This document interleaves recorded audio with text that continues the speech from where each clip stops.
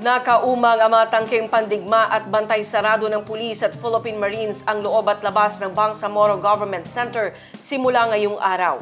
Ipinagbabawal ng otoridad ang pagpasok ng mga supporters at convoy ng mga kandidato sa loob ng BGC at ang pagdadala ng armas.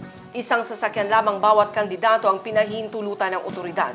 Ipinatutupad din simula ngayong araw hanggang sa 8 ng Nobyembre ang pansamantalang pagpapasara sa Governor Gutierrez Avenue mula alas 4 ng umaga hanggang alas 6 ng gabi. Gayon din ang rerouting ng mga tutungo sa ND Village at pagdaan sa back gate ng BGC ng mga empleyado at pribadong sasakyan. Idetalye mo, Gihanna Ahmad. Mahigpit ang seguridad sa loob at labas ng Bangsamoro Government Center o BGC madaling araw pa lamang kanina.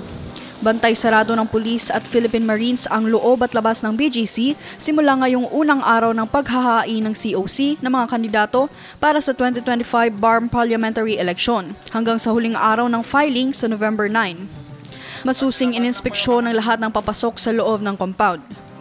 So we are expecting mga 550 personnel ang deployment to be deployed within at saka outside of the BGC. Ito yung magmaman ng traffic management, meron din tayong crowd dispersal just in case, and then meron tayong mga QRTs. Yun po yung nakaprepare natin for this activity po. Ipinagbawal ng otoridad ang pagpasok ng mga supporters at convoy ng mga kandidato sa loob ng Bangsamoro Government Center at ang pagdadala ng armas. Isang sasakyan lamang bawat kandidato ang pinahihintulutan ng otoridad. On our part, yung mga security forces, nagtulong-tulong po tayo.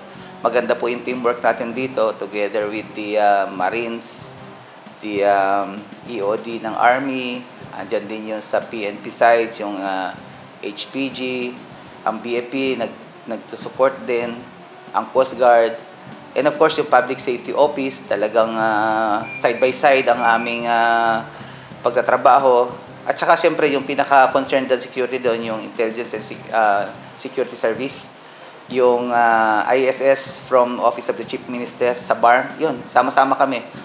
Ipinatutupad din simula ngayong araw hanggang 8 ng Nobyembre ang pansamantalang pagpapasara sa Governor Gutierrez Avenue mula alas 4 ng umaga hanggang alas 6 ng gabi. Gayon din ang rerouting ng mga tutungo sa ND Village at palabas sa lugar.